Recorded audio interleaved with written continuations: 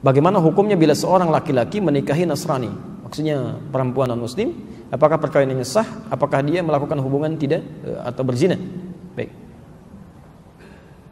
Bagaimana dengan Nabi Nuh, Nabi Lut dan Asiyah, istrinya Fir'aun? Baik. Mari kita lihat, ini pertanyaan bagus sekali dan dikomparasikan dengan kisah yang berbeda dan kias yang berbeda. Pertama, larangan menikah beda agama itu jelas sekali. Quran surah kedua Al-Baqarah ayat 221, posisi paling kanan sebelah atas. Quran surah kedua Al-Baqarah ayat 221. Oke, wala tankihul musyrikati hatta yu'min. Wala amatun mu'minatun khairum min musyrikati walau a'jabatkum. Wala tunkihul musyrikina hatta yu'minu.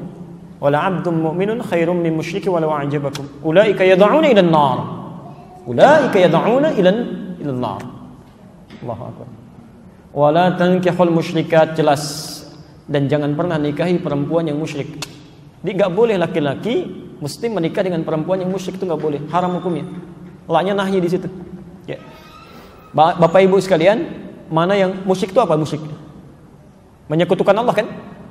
Ya, menyekutukan Allah. Ya, bagaimana dengan orang yang mengatakan Tuhan itu ada bapaknya, ada anaknya, kan? Tuhan itu 3, Tuhan itu bersyirikat. Itu yang paling musyrik luar biasa. Itu kezaliman terbesar. Innasyirka la zulmun azim, kan? Makanya kata Ibnu Abbas, tidak ada kemusyrikan paling besar, kezaliman paling besar di samping yang mengatakan Tuhan punya anak. Oke. Jadi kita langsung bisa jawab saja bahwa seseorang yang menikah dia dalam keadaan muslim, sudah tahu dalam keadaan muslim, kan? Kemudian dia menikahi hal yang dilarang di Quran, maka hukumnya maksiat.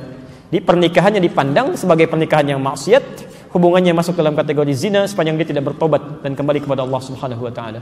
Dan fasakh hukumnya. Kalau diketahui dia harus dipisahkan. Ya. Kalau perempuan, hati-hati. Bahasa Qur'annya wala tunkihu, jangan dinikahkan.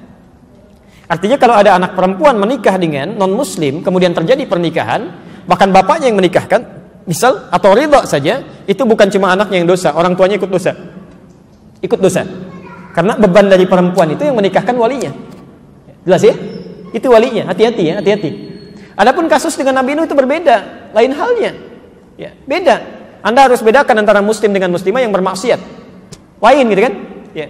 Nabi Nuh dalam keadaan muslim, dia berislam dengan baik, dalam keadaan sebelumnya sudah berumah tangga. Ya, diangkat mendapat hidayah, diangkat ditetapkan sebagai seorang rasul. Ya. Sama, Nabi Muhammad SAW itu kan hanif sebelumnya. Khadijah juga demikian. Ketika Nabi Muhammad diangkat sebagai seorang rasul, ditetapkan, ngajak istrinya kan berdakwah. Itu sudah berumah tangga, sudah hanif sebelumnya. Maka diajak mau ikut. Nabi Ibrahim ketika menemukan Allah, tadinya kan mencari. Lihat matahari, lihat bulan, lihat sana sini gitu kan. Sampai menemukan Allah, diajak istrinya beriman. Nabi Nuh juga dalam keadaan demikian, mendapatkan risalah, beriman, diajak istrinya. Ketika tidak mau dia beriman, bahkan anaknya tidak mau, Quran turun mengatakan innahu laisa min ahlik, dia bukan keluargamu. Selesai. Pisah di situ. Tapi berarti dakwah berjalan. Ya. Sama dengan Asiyah kan? Asiyah dengan Fir'aun sudah berumah tangga sebelumnya. Ya, ketika Musa diutus didakwahi, Asiyahnya beriman, Fir'aunnya tidak. Ya kan? Cuma dia menyembunyikan imannya untuk berdakwah kan? Dia ajak dan sebagainya. Ya, itu poinnya. Itu poinnya. Tapi kalau misalnya seseorang sudah beriman sebelumnya, sudah muslim, ya, dan dalam keadaan belum menikah, tidak boleh menikah dengan pasangan yang bukan muslim atau tidak seiman. Dosa hukumnya. Dan bahkan, maaf bahasa Qur'annya, ulaika yad'una ilan nar. Nanti banyak madaratnya yang mengajak pada neraka. Hubungannya sudah salah, pandangannya sudah keliru, semuanya zina aja. Ya, haram gitu kan? Dan sebagainya. Dan segala perangkat kehidupannya akan kacau, nggak akan enak tuh. Nggak akan enak, ya. Tidak ada kemunafikan terbesar kecuali di satu tempat, mohon maaf ya, satu tempat ibadah pada Tuhan yang berbeda, tapi sama-sama saling mengingkari. Ya kan?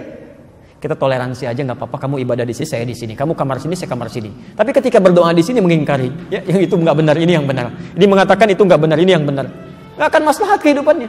Ya. Makanya kata Buya Hamka dulu, sesungguhnya orang-orang, maaf, yang terjebak dengan kemunafikan tingkat tinggi, yaitu orang yang hadir pada ibadah agama umat lain. Itu hipokrit paling tinggi kata beliau. Karena dia datang pada satu acara, hatinya mengingkari. Kok bisa hati orang mengingkari datang pada satu tempat yang ada? Ya. Anda diundang ke satu tempat, tapi Anda nggak suka dengan acaranya, segalanya Anda ingkari itu, tapi Anda hadir di situ, kan aneh itu. Ya. Itu paling aneh. Ya. Makanya pendiri Nahdlatul Ulama, Kiai Haji Muhammad Hashim Asy'ari, itu pernah menulis kitab. Beliau punya 19 kitab. 19 kitab. Dari 19 kitab ini, kitab keduanya namanya judulnya Risalah Ahlus Sunnah wal Jamaah. Halaman ke-14, paragraf yang pertama baris 1 sampai dengan 4. Posisi paling kanan sebelah atas. Di kitab ini itu disebutkan Pak Ibu sekalian. Kalau Anda lihat di halaman ke-9 ya, itu judulnya tentang Faslun Awwalu Dhuhuril Bid'ah fi Ardi Jawa. Pasal yang menerangkan tentang awal munculnya bid'ah di tanah Jawa. Bid'ah yang dimaksudkan bukan bid'ah fikih, bukan, tapi akidah. Jadi aliran sesat. Ya, aliran sesat. Kata beliau, "Wantisyaruha fi ardi Jawa wal mubtadi'ina fiha." Dan penyebarannya di tanah Jawa, di pelosok Jawa dan orang-orangnya, tokoh-tokohnya. Itu begitu menyebutkan kalimat pertama, kata beliau, adalah penduduk Jawa itu seluruhnya. Seluruhnya itu Ahlus Sunnah wal Jamaah. Ahlus Sunnah wal Jamaah. Tapi tibalah kemudian di tahun 1330 Hijrah. Alfun wa thalathimi'atin wa thalathina hijriyatan. Tiba-tiba entah dari mana masuk paham-paham ke Jawa, merubah keadaan-keadaan Ahlus Sunnah itu. Bahkan ada penyimpangan-penyimpangan. Ya. Halaman 10-nya paragraf kedua baris 1 sampai 3, posisi paling kanan sebelah bawah. Di antara aliran menyimpang itu, ini bukan kalimat saya, tapi saya bacakan kembali dari kalimat kitabnya. Wa minhum rafidhiyuna. Di antara aliran menyimpang itu yang bid'ah itu ada aliran Rafidah. Rafidah itu nama lain dari Syiah. Ya, disebut Rafidah dari kata rafadha artinya menolak. Karena Syiah itu menolak kekhalifahan Abu Bakar, Umar, Utsman. Ya, mereka katakan Ali yang berhak.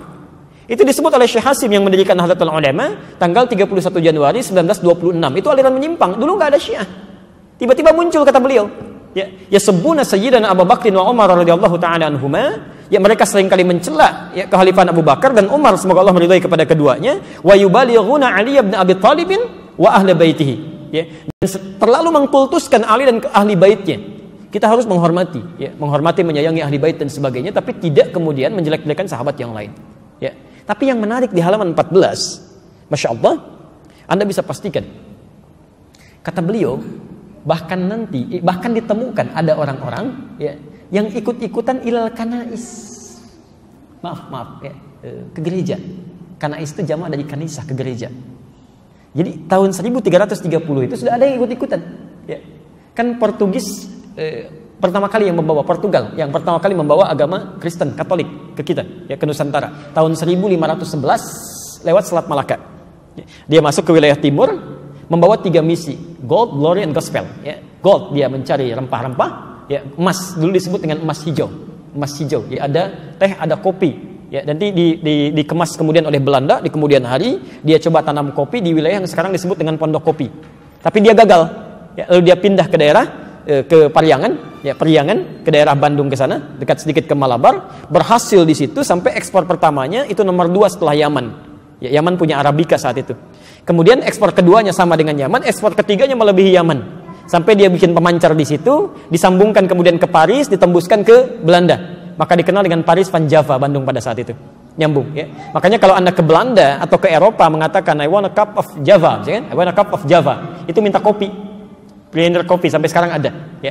Sebagian kemudian diambil dari Pagar Alam yang Palembang di sana. Ya, makanya Anda akan temukan dan biasanya itu kopinya Robusta. Daerah-daerah sana, diambil dari sana, ya. Itu saya baca. Jadi di kakak kami waktu ke Leiden itu teliti tentang kopi, kita diskusi, bawa, ya, sampaikan. Nah, itu poin-poin yang hadir ke kita. Saya sambungkan dulu. Kenapa nyampe ke kopi? Jadi Portugal bawa itu gold, glory, dia mencari ekspansi, penjajahan, gospel, dia bawa kepercayaan dia, Injil. Ya. Dia datang kemudian dia sebarkan. Apa yang pertama dilakukan itu bangun tempat ibadah. Dalam bahasa Latin, bahasa Portugis disebut dengan igreja namanya. Igreja. Lisan orang kita kan kadang suka menyingkat, ya, merubah berdasarkan perjalanan waktu. Igreja menjadi gereja. Di gereja itu bukan bahasa Indonesia. Dari bahasa Latin asalnya igreja. Bagaimana cara ibadahnya? Pertama mereka datang ke situ, itu 2 hari setelah orang Islam ibadah. Di orang Islam umumnya hari Jumat mereka ke masjid. 2 hari setelah itu mereka berangkat ke igreja. Ya. Nah, cara menyembah orang-orang Katolik nih sampai sekarang itu nggak langsung menyembah Tuhannya, lewat perantara. Jadi kalau mau ditebus dosanya datang kepada Bapa, gitu kan, minta pengakuan dosa dan sebagainya. Disebut dengan Santo. Pada saat itu yang disembah Santo Domingo. Jadi ketika berangkat ditanya mau kemana mereka, nyembah Santo Domingo, ke igreja. Santo Domingo. Lisan orang kita senang menyingkat. Santo Domingo menjadi Minggu sampai hari ini. Tidak pakai o. Itu disingkat jadi Minggu. Minggu itu nggak ada, Pak, Bu, nggak ada. Itu bukan bahasa Indonesia asli, bukan. Ya, dulu Ahad, semua mengatakan Ahad. Ya, Santo Domingo disingkat jadi Minggu. Orang kita kan senang menyingkat, bahkan kadang jauh ya. Saya kalau sejak di Timur Tengah olahraga, misal kita main bola, itu kalau ada Abdurrahman, orang Arab panggil Abdurrahman, ta'alina wazzi'. Abdurrahman sini oper bagi. Orang kita enggak. Man oper. Ali li dia di. Domingo, minggu. Hadirlah sampai hari ini. Di masa tahun 1330 Hijrah berkembang itu, Kiai Haji Hasyim Asy'ari memberikan fatwa, tidak boleh ikut-ikutan masuk ke gereja. Bahkan beliau menghukumi siapa yang ikut ke sana mizayyim, bahkan sekedar mengenakan simbol-simbol, pakai topi dan sebagainya, fahuwa kafir, maka ikut dalam kekafiran mereka. Man tasyabaha biqaumin fahuwa minhum. Itu keluar fatwa. Ya.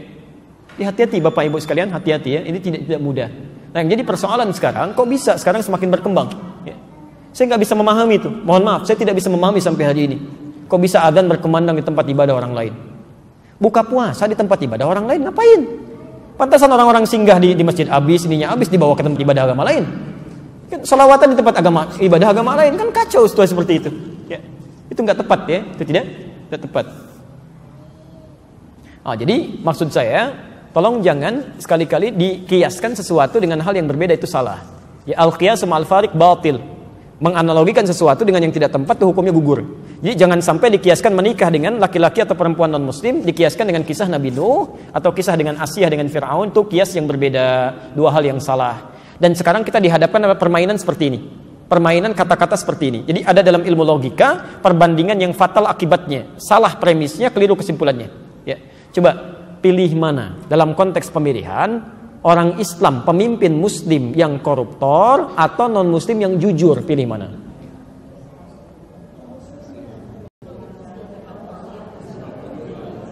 Kan? Pelan-pelan.